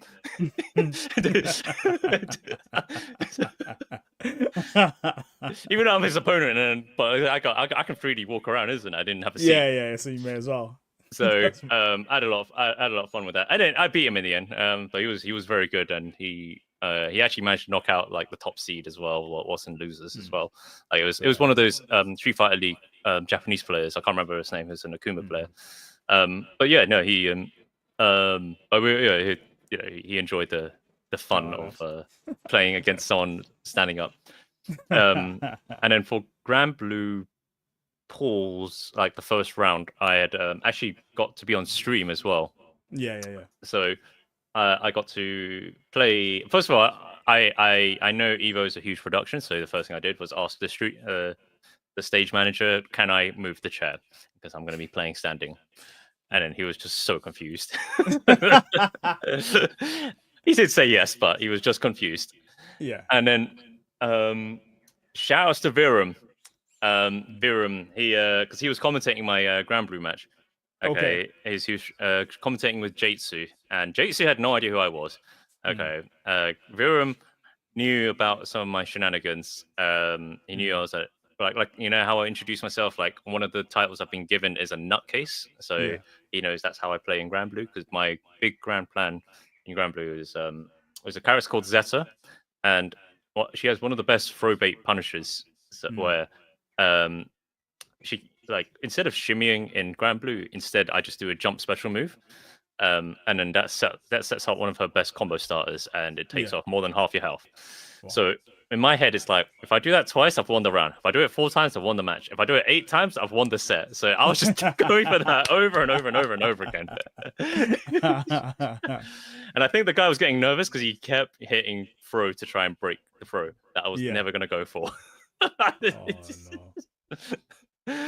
So yeah, it was a lot of fun. No, that's good Playing stuff, man. standing up. Yeah. That's good stuff, man. So I guess what yeah, is there any games that you're playing now in particular in terms of like fighting games first of all? Like obviously I think I know you went Combo Breaker and you kind of dabbling in City of the Wolves, which was a surprise to me. I was watching and I was like, oh, dabbling snap. is definitely the word for it. It is 100%. Oh, it is that. the word. Okay. It is 100% dabbling. So Okay. I played it for a solid maybe a couple of weeks when it first came out. You know, I was Yeah. just like, all right, cool. Let me just. I'm having a lot of fun with the game and playing it. Yeah. It feels really satisfying. Like whenever if I win, that it's on my own accord. Okay, it's not wasn't any like shenanigans with like a comeback factor or anything. Yeah. Like it very much feels like it was And- my efforts, my skill, Yeah. why I won. So I actually really enjoy that aspect where it's they don't give you like a huge comeback tool. So I was grinding it out for a good couple of weeks. Okay, I honestly didn't think I was doing like too great in it. I entered a couple of online tournaments. I was like, okay, cool. I came like Yeah. 17th or something and whatnot. I was like, okay, it's not something where I'm like particularly like consider myself a good player or not. Yeah. And like I said, I like the games where there's a lot of fast movement as it is, isn't it? So I don't like. So It's very I kind of knew fast-paced that game. because it's quite a grounded game. I knew this is not my it's not my bread and butter. Yeah. Okay, it's not one of the games I would excel at. So I that's Combo Breaker. Like for leading up to it for about 2 weeks, 3 weeks. I kind of stopped playing City of the Wolves because I was like, I want to do well in Marvel. Yeah. And so because that was the main reason why I was entering Combo Breaker is because I entered primarily for Marvel. Marvel because in US it's like okay, Evo was a couple of years ago, and then so what's the next big one? It's probably Combo Breaker. Let me go for that one. And also I've only heard good things about Combo Breaker, so and I agree with all the reasons why people say Combo Breaker is great. So definitely, if you're looking for a US tournament, I would highly recommend Combo Breaker. So unfortunately, I'd actually just drowned in pools in Marvel. So I was quite disappointed in myself for Marvel because I was like putting so much work and effort and everything, and I think I was probably at one of my in my prime and one of my best. I was really on it. Really but feeling also that. I wasn't used to the lag adjustment because I was used to playing on PC. Yeah. They were using PS4, so I was like, PS4. oh man, Yeah. all my timings of like everything I'm visually confirming it's just off.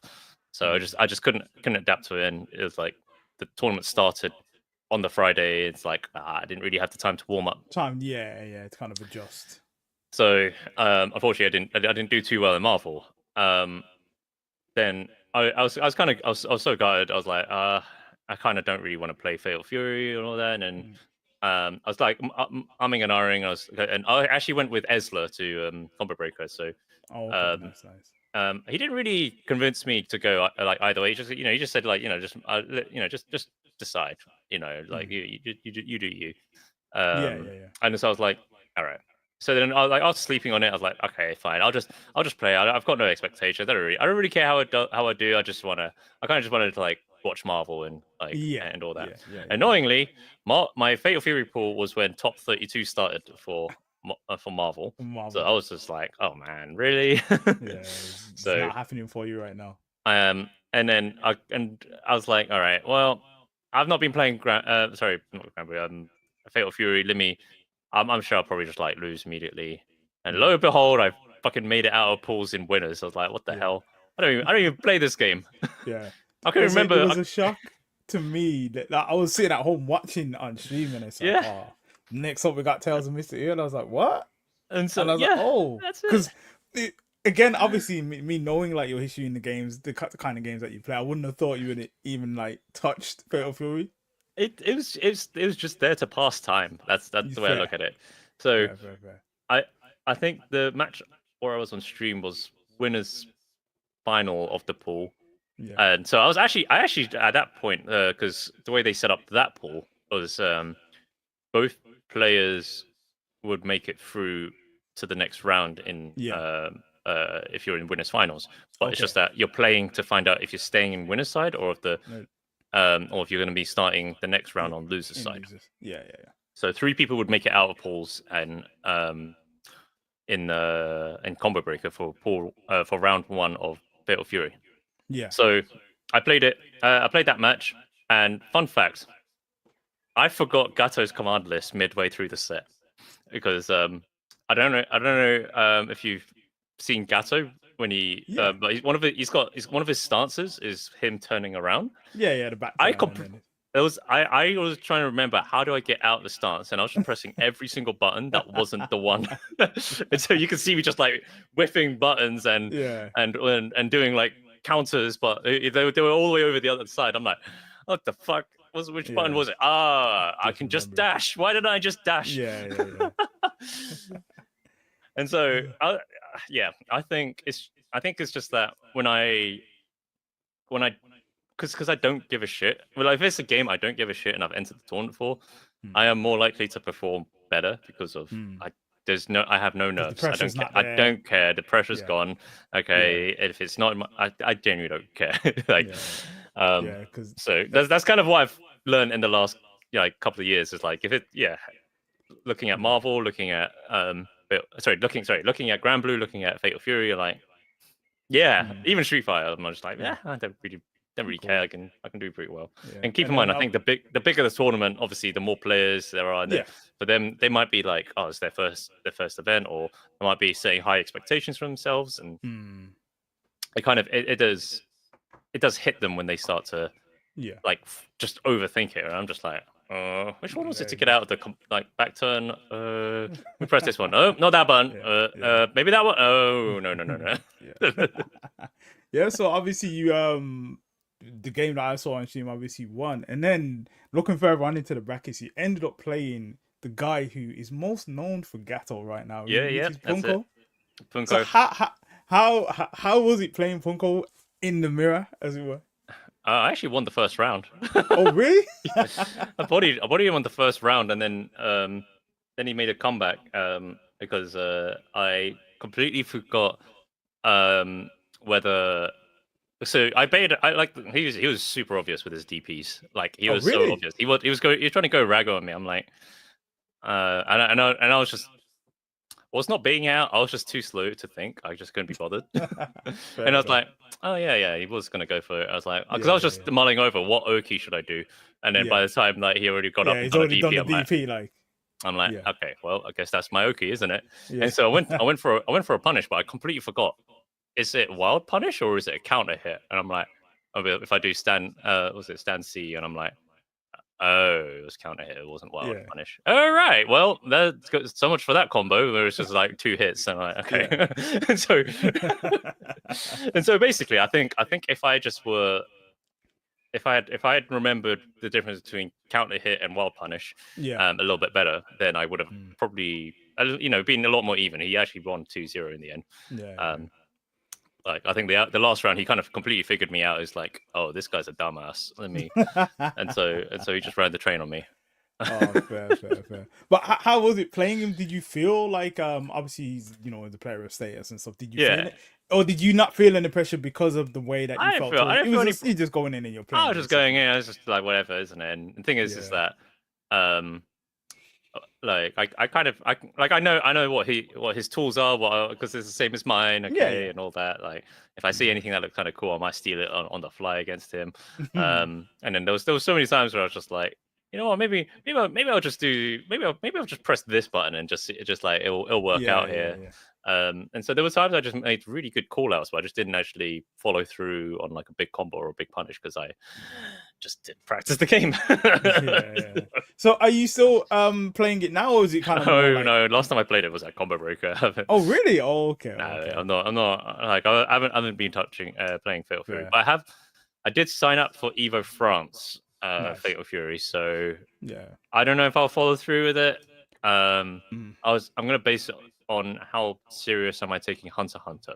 But that's the next game where I'm gonna be like, okay, cool. Let me be a bit sweaty on that one. Yeah.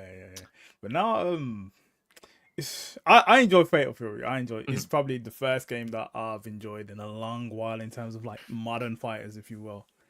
And I'm getting bodied, I'm getting my lumps, but I enjoy it all the same. So yeah, It's a really fun game. I enjoy it. There's a lot of mechanics. There's a lot of bullshit mechanics, like the rev blow. Rev blow. Yeah. I love it. I put it at the beginning because then I put it at the start I have the as option. well. I have the option to use it against them immediately, Yeah. and whereas in the middle or at the end, someone could just do you a can get combo knocked out of it and and you could stuff, never and use it. I'm just like, yeah, still shit. So let me Yeah. just put it at the beginning and then just like round start dash rev blow and then think I'm good at the game. Yeah, so you talked briefly on Hunter x Hunter. Like obviously at Sure. the moment there are a lot of tag game announcements that have been there. Obviously, I'm eating good. I'm eating good. last year at Versus Fighting, you brought 2XKO. Yes. We've obviously got Invincible now. There's Marvel Token as well. Yep. Like what are your thoughts on like obviously this kind of the rebirth of the tag fighter, and I guess in terms of which ones are you interested in? Obviously, you mentioned a Hunter x Hunter. bit of sweat. Let me give that a good. Versus Fighting. Nice. It's a big question you've just asked. Yes. It's just a bit. It's a lot. It's a lot now. It's a lot. So I've been mulling over whether I want to compete seriously or if I kind of want to go down commentary now, because there's just so many of these games. There's no way I could focus on all of them or play them all. So I'm gonna play Hunter x Hunter, since that's gonna be out really soon, and there's a pretty big window between now and whenever the next one is, which is probably 2XKO.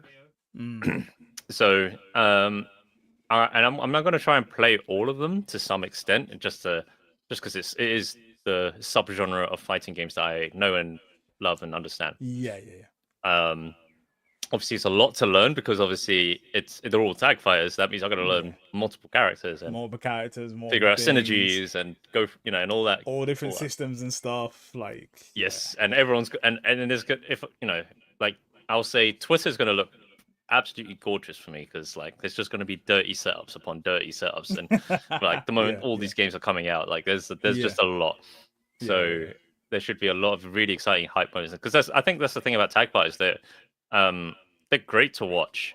They're really good to watch. Like they got there's always like those really clippable moments that are just very like, that's something you've never seen before. Like even in Marvel 3, it's a game that came out in 2011. It's like 14 years old. It's like going through middle school and all that.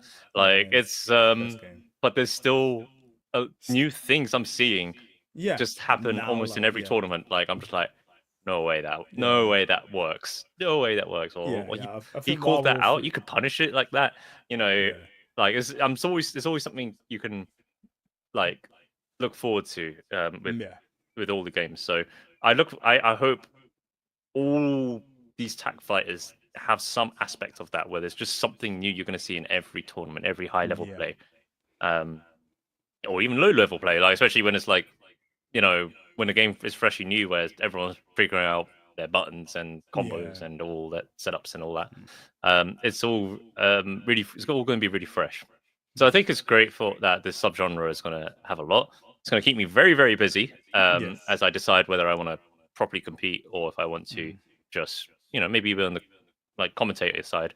Either way, regardless whichever one it is, like I want to be able to help people that want to get into this subgenre of games, or even Marvel, like even with Marvel Free as it is. Like I Yeah. like to help people trying Yeah. to you know get to grips with the game and get there as quick as possible. So then Yeah. that way they can just enjoy the game with other people. Mm. Yeah, as you So, say, Hunter x Hunter is the next one coming out. I think it's July 17th. So yes, I think so. you That'll be in you time will for versus fighting actually. it will be, yeah, it will So be. maybe I might, if you're around at versus fighting, we can run the set like for Um, everyone in the chat, so we can yeah, yeah. run some sets. So, yeah, so that's obviously one that you're looking forward to at the moment, initially at least. Yeah. Yep. Fair, And fair, then fair. I obviously think 2x KO is the next ones. That yeah. I've been very excited for the game ever since they announced it Yeah, was yeah, yeah. a tag one. Played a lot during the alpha, the Mm, first alpha lab. Sorry, because the yes. second one was not in Europe.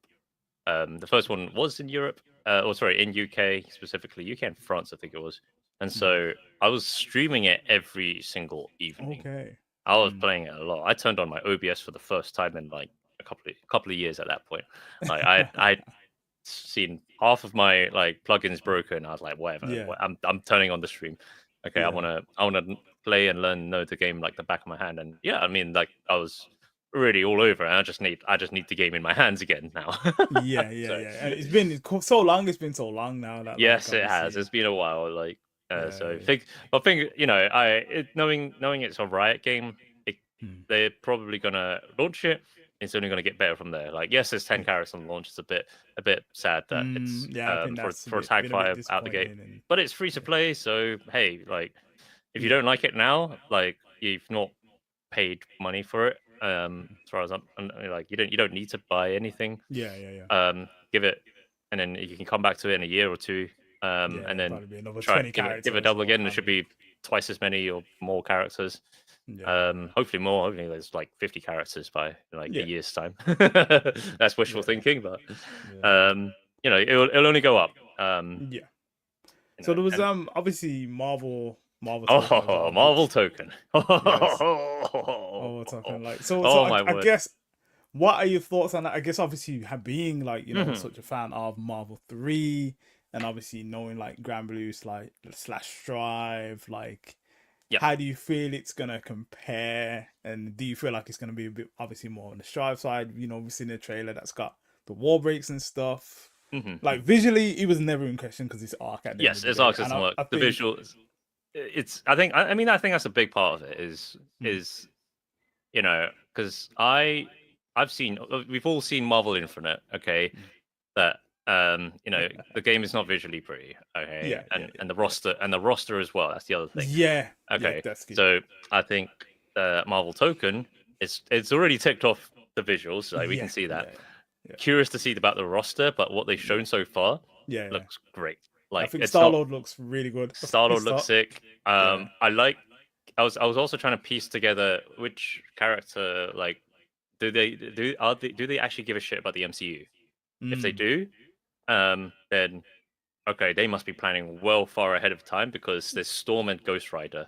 Yeah, Um, yeah, yeah, so, but my presumption is they're kind of given free reign to pick and yeah. choose Pick what characters. characters you So want to choose, I'm really essentially. curious to see what they do, and I can Mm. see that they're not following Marvel. Versus, sorry, it's all going to be. I'm going to. It's so easy to just say Marvel. They're not following Mm. Marvel versus Capcom, Yeah, yeah, yeah, yeah. because like we've not seen a foot die from Doom, so I'm a bit sad about that. But but he's got a badass walk animation. Yeah, yeah. He looks Um, sick. He looks sick. then and they made sure that he does look badass through and through. Yeah. Ghost Rider looks completely different to Completely how different. it is Completely in Marvel different. 3. Yeah. I like how you imagined him. Like my guy was jumping everywhere and twirling the Yeah, thing. just, Like, it's jeez. all sorts, man. Yeah. I was half expecting Storm to be like super jump and go ha ha ha and building meter, but no, none of that. So Yeah. I'm really curious to see what I want someone to give me a breakdown of the game mechanics. That's what I want next. Yeah, Okay, yeah, I think that's the main thing. Like, I because think roster and game mechanics, to be honest, but I feel like they've made a good start with the roster already. Some of the yes, choices are like ones that you wouldn't have thought about already. yep, Like, obviously, there's a few standard ones, but yes, I think based off, obviously Marvel Infinite, seeing Storm Mhm. as an X-Men, it's like, okay, that's checked off. I mean, like Star-Lord being a different yep, character Star Lord is as really well. cool. Yeah. Yes, and then Me- don't forget the Iron Man redesign. Yeah. Like, All the redesigns, all like their take on the characters, yes, again, that it's stands out. so It's really good. cool. Really Storm sick. is really tall. Yeah. Like, Yeah, jeez, holy it's crap. really sick, man. Really sick. I've definitely, I think that's probably the one I'm looking forward to the most, just Mhm. because I do love It's like the Marvel series, and like it it's looks really really, yeah, it really looks sick. really good. And, Yeah. and one of my theories is that I reckon that they've got a shared health bar across Yeah, all four yeah. characters. I think that's what it seems like it is, because obviously you can pick all four, but you can use one Mhm. character if you want and 3 assists.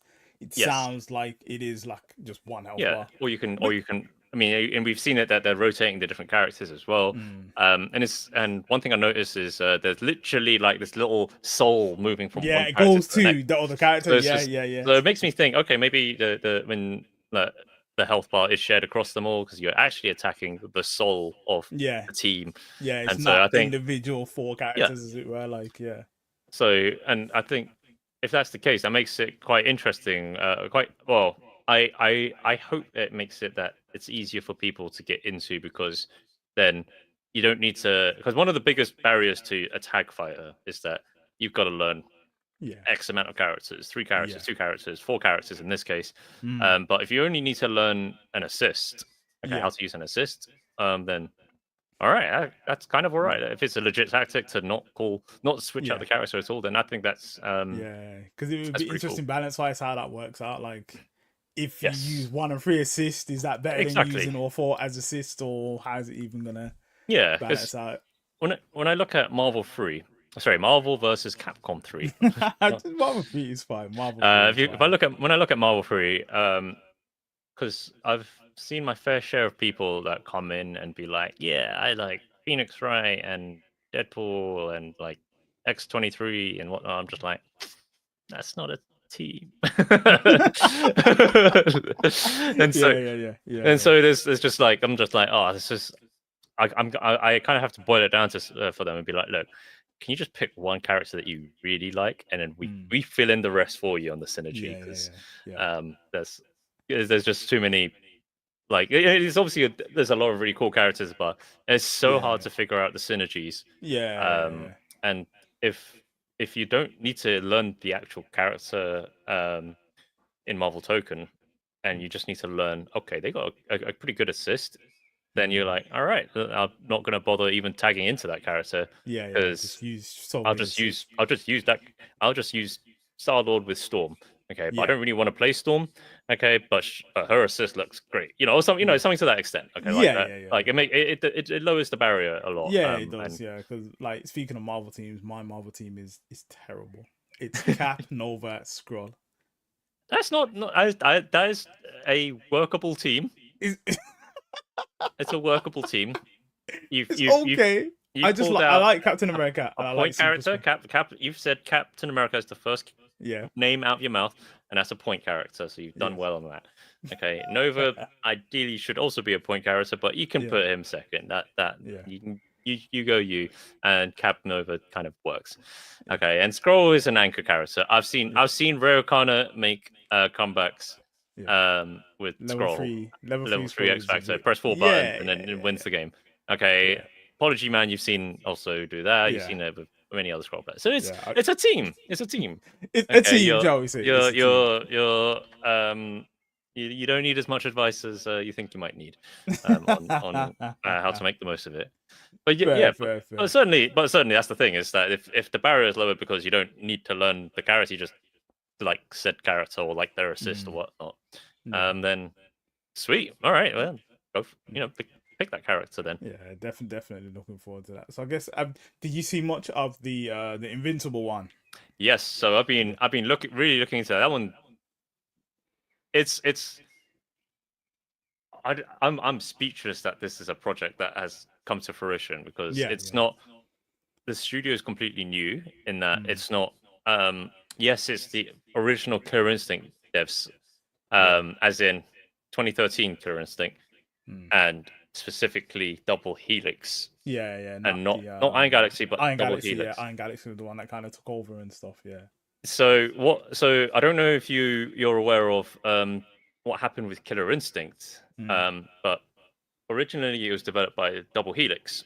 Okay, for the Xbox One this is, and at some point, like within a year or so, or after it came out, keep in mind, obviously they were planning to build more and more characters and all that, all the stuff that Iron Galaxy did. But instead, what had happened is that Amazon bought Double Helix, and so Microsoft was like, "Oh shit, we've just shipped Killer Instinct, and we need a developer to work to keep the content going." And so there was a little transitional period of Double Helix giving over all the source files and everything to Iron Galaxy, and then Iron Galaxy became the lead developer on Killer Instinct, and Double Helix were not allowed to touch KI because they're owned by Amazon. Yeah. I haven't seen any fighting games from Amazon Game Studios, so I was like, "What? Well, they literally bought the KI devs. What's happening? Like, where's what's like, what's up with that?" So I'm really happy to hear that that they're working on this now. So they must have, like, the original developer must have got away from Amazon and spun up a new studio to specifically work on Invincible. And because one of the things at work that I have to kind of explain why what makes for a good fighting game, or what you need to do to make a successful one, is that it's in a fighting game, it's very easy to kind of bring out a lot of personality in your characters, but it's very hard to tell a story or just make a world and everything. What is a character story? What is a character's like? What is this world we're even fighting in? Like that. Like, for example, like if I were to say Virtua Fighter, okay, like, do you even know the name of the world? Is it even on Earth? Okay, what is it? Why are they even fighting? Like, what are the relations? Okay, is there even a good guy or a bad guy? Like, this is like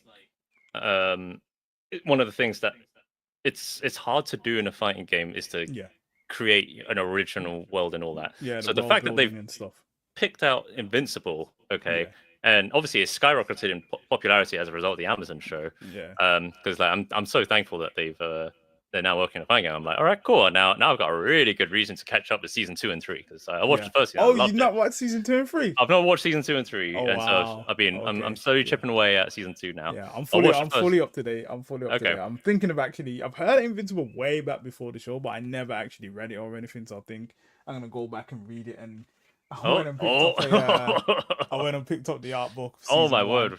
Wow. So I'm gonna get the season 2 one comes out in July. I think I've already got it. That is one of the reference materials that the devs used as well. Yes. Yeah. Jeez, that book. Okay, you better not drop that. It's massive. It's gonna hurt someone. Absolutely massive. Your toes are gonna disappear. But yeah, so as you say about the world building of like fighting games or something. Yeah, exactly. I'm really happy that the KI devs, they've landed themselves a project where they don't need to worry about making original characters or making a world or anything like that. They've got a set of characters, like a world that is already like really well established, and they just need to just bring out their personality and bring it to life. And my word, this it's crazy. Like, it's just super gory, and I love it. Like, there's a lot going on. There's a lot. I mean, it's in line with Invincible, because it's just like one of the classic like scenes is like, think Mark, think, and it's just, and then Mark is just there like bloody, just like his face Yeah, absolutely like smashed in. yeah, And so they're yeah, doing really well to bring that element yeah, to to life. kind of capture obviously the Exactly. essence of the show and stuff. And then on the gameplay side of it, the fact that it's not, there's no like how should I put it, expectations. Mm, With like for example, with Killer Instinct, you expect combo breakers. yeah, Okay, like that's and you expect some some pretty long combos as well, especially if it's the finishing combo. Like you can make yeah, like some really crazy stupid ones that just are like 100 hits, and you could do that in like the older KI games. yeah, In this, it's like it's a fresh slate. I mean, in the same boat as Marvel Token, like it's a fresh slate, so hence why it's yeah, like they made it 4v4, but yeah. in I think Invincible I it's think 3v3. yeah. With that, it's a bit different because obviously we have existing Marvel versus tag type games that people Mm. will probably reference, but I get Yes, what you're saying in that point. yeah, But there will be certain exactly. expectations are. I remember Spider Man and he does this in the Marvel game, in the Yeah, Capcom games exactly. or something. There'll be certain, but I know what you're saying. I know what you're saying. Yeah, like in terms of the core gameplay mechanics, okay, Yeah. I think Marvel Token, a lot of people can expect Marvel's Capcom mechanics, and from what I've Mm. seen, there's not many of them. No, no, no, not at there are all. there are Not at assist all. calls, and you can switch between the characters. Yeah, and that's Okay, pretty much it. but I'm not seeing a Unibeam or Charging Star or Mm. Foot Dive or Yeah, any of yeah, yeah. those. The traditional So kind I'm of really things that. curious to see what comes from it. Mm. With Invincible, it's an even more of a blank slate because Yes, there's never been 100%. an like I I've never played an Invincible game. I know there's a Exactly. few, but Yeah. it's not, none of them have been in genres I'm interested in.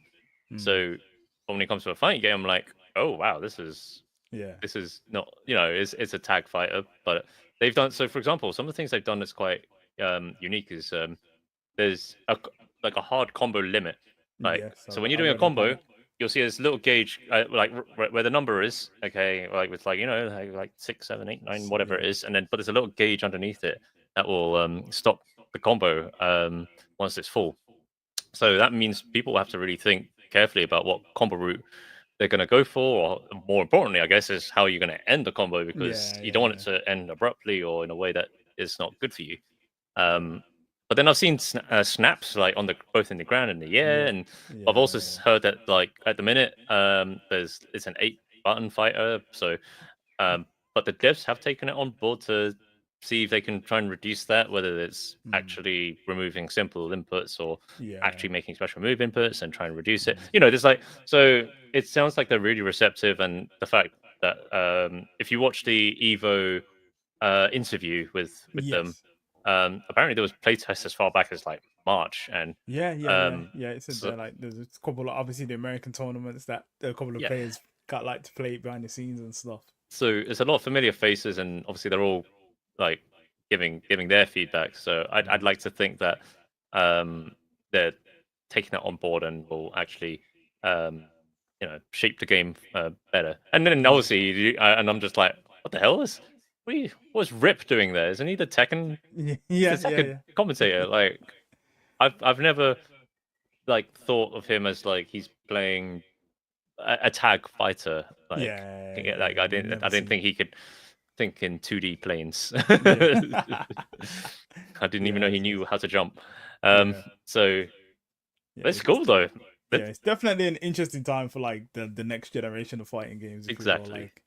like I thought that Fatal Fury would probably be my last fighting game because I couldn't see anything in the future because I'm not really too interested in 2XKO admittedly, and then obviously Marvel That's fair. Token dropped a trailer, and then it was like, okay, I'm back in now. So my 2026 is kind of sorted Yep. for fighting games and stuff. But yes, definitely tag fighters and the fans of tag fighters are definitely eating right now. So Yes. yeah, I guess what's next for you then in terms of events, things coming up. Oh, I Obviously don't of know. course It's you've got a versus fighting. small event coming up called Versus Fighting. It's only the biggest tournament in UK. And I'll be running 2 side events. Okay, one for Blaze Blue and one for Marvel Free.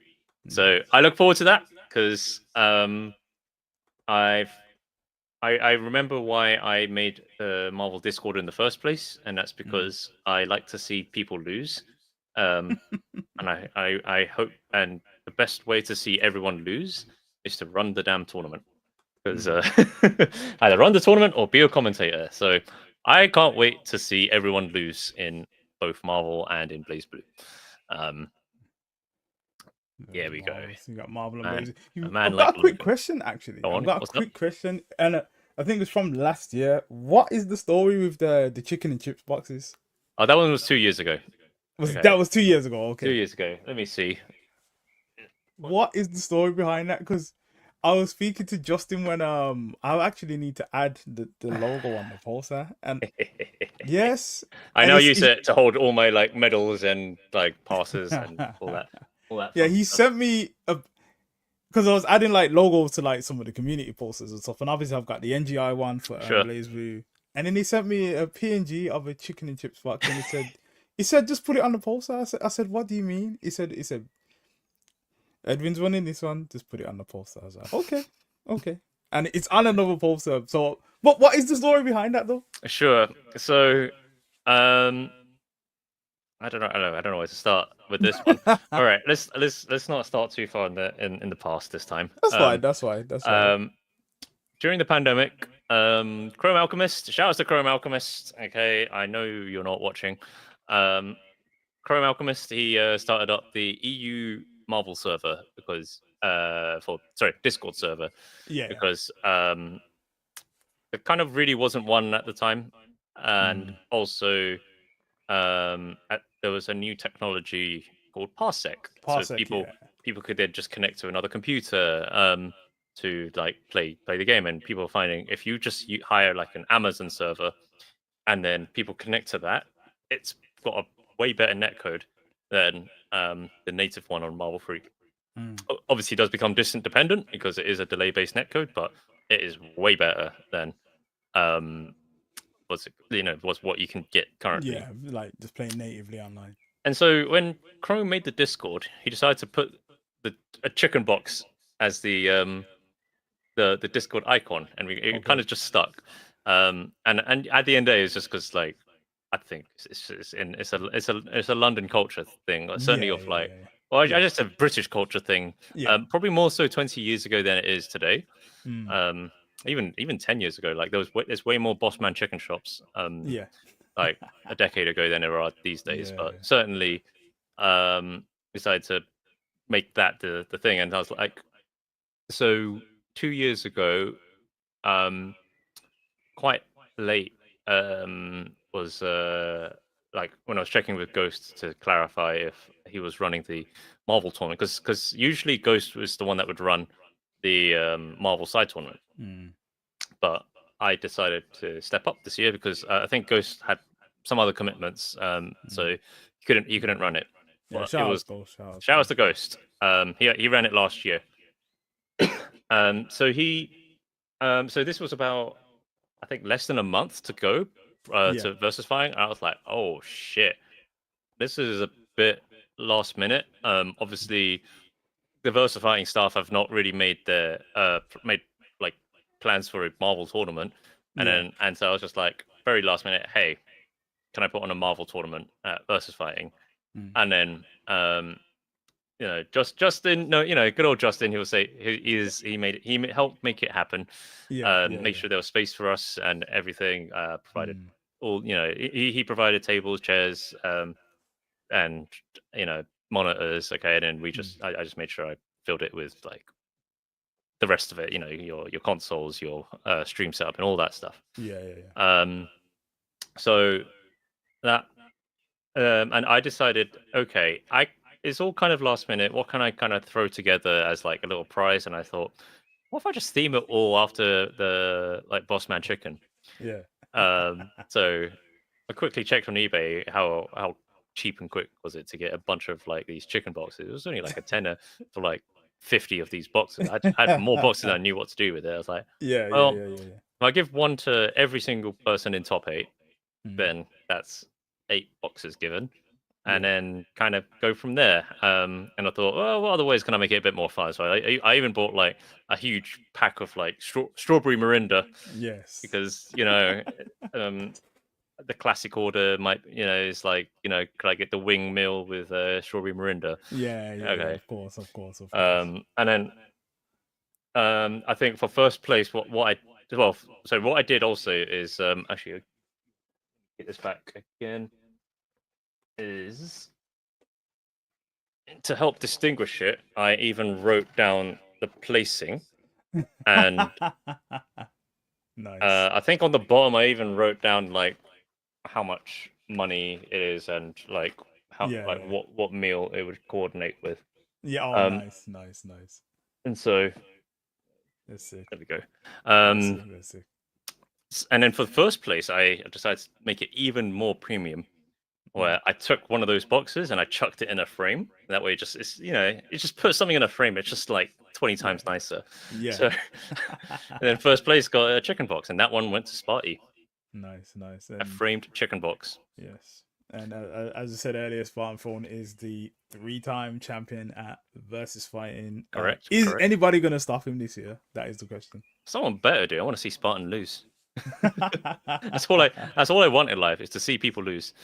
And so this year I'm going to double down on the Bossman Chicken theme.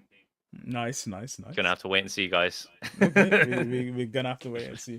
But as I say, obviously you're running Marvel and Blaze Zala versus fighting. Is there anything else event wise or that you'll be doing towards the end for the end of the year, or? I'm going to Evo France, so Nice. that one is more of it's like a mix of a holiday and have a bit of fun. So I can't wait for that one, because it's obviously bringing Evo to Europe. So I'm kind of curious to see how that all pans out. Yeah.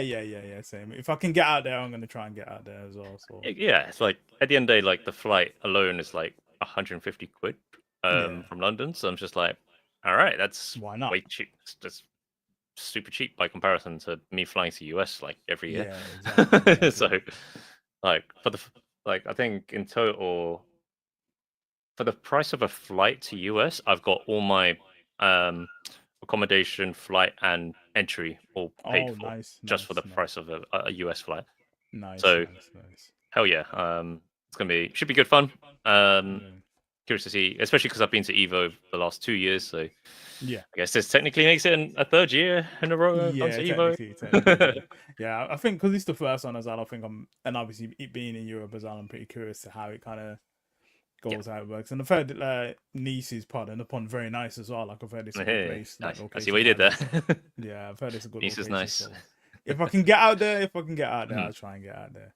But and fingers crossed the weather is somewhat similar to this, where nice and sunny, preferably not as hot, but certainly sunny.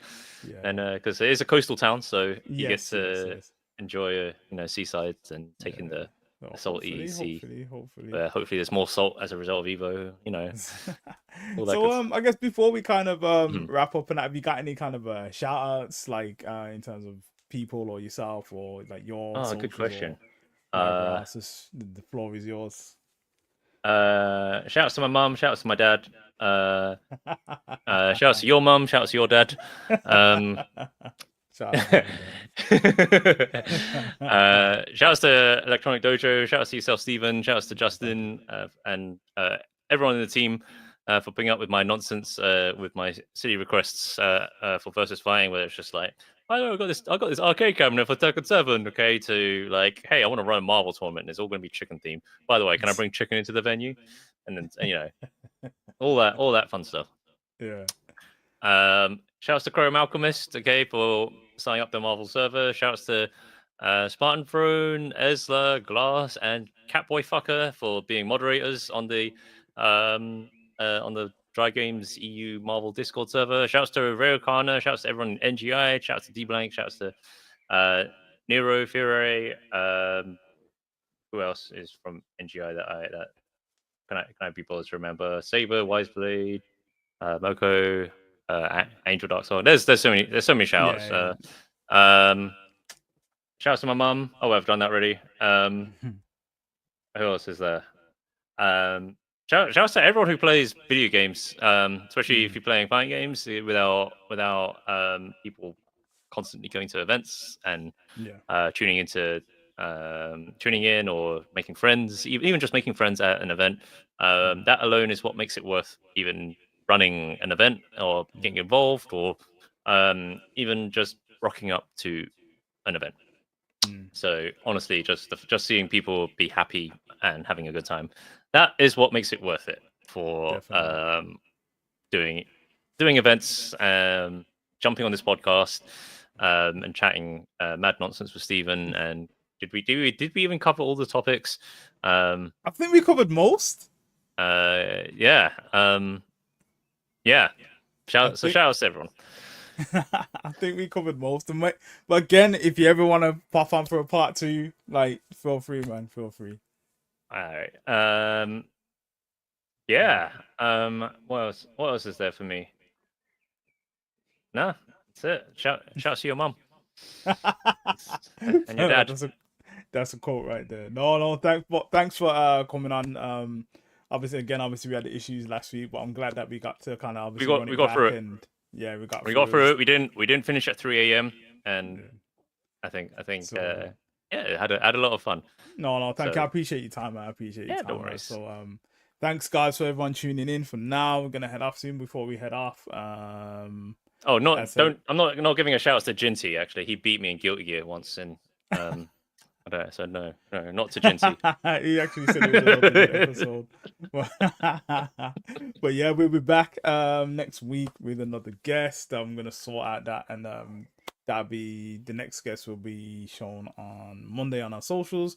You can find us on Electronic Dojo on Twitch, Facebook, Twitter, and YouTube, and Electronic Dojo UK on Instagram. As I say, we have Versus Fighting coming up, UK Major. We've got August 15th to 17th, as Evan's already explained. He will be running Marvel and Blaze Blue. Is Spartan Throne going to be 4-time champion? Is the question that I want to know. Bloody hope not. Bloody hope just not. said, did you only once that he won? Only once. I don't know. If you can give me the tapes, then then maybe. Yeah. You want receipts. So yeah, we got a Versus Fighting August 15th, 17th. You can see all the games on here. Startlightgg/VSF. And then we have my cheap plugs. I'm also, aside from all the design work and all the rest of it I do for Dojo, I'm also a children's author illustrator. So I've got like children's books, littlemilobooks.com. We got like plush toys, coloring books. There's actually a cool book that I've done, which is based around all the pixel art that I did for the game as well, which is in the book, and all the rest of it. So littlemilobooks.com for if you got kids or children or whatever that might be interested in some of the books that I've got. And the products. Buying 2 copies as we speak. One of them I'm going to bring to Versus Fighting to get signed. Nice. So yeah, that's enough of my shameless plugging for now. But Edwin, thanks a lot for your time again. No worries. As I start at GG4/VSF for Versus Fighting Little Milo books for my stuff. It's been a pleasure. Thank you for coming on. I say at some point we'll probably get you back again, or let's do it. I feel like the next time I'll probably see you will probably be at Versus Fighting. So hopefully I can work on my Marvel team by then. And if I've got time, I'm always running around with my camera at Versus Fighting. Even if it's just to pop by, play some casuals, of course, have a laugh, body Spartan like that. I'm all for it.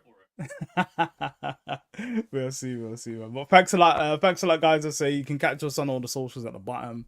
We'll be back next week on Thursday with another episode.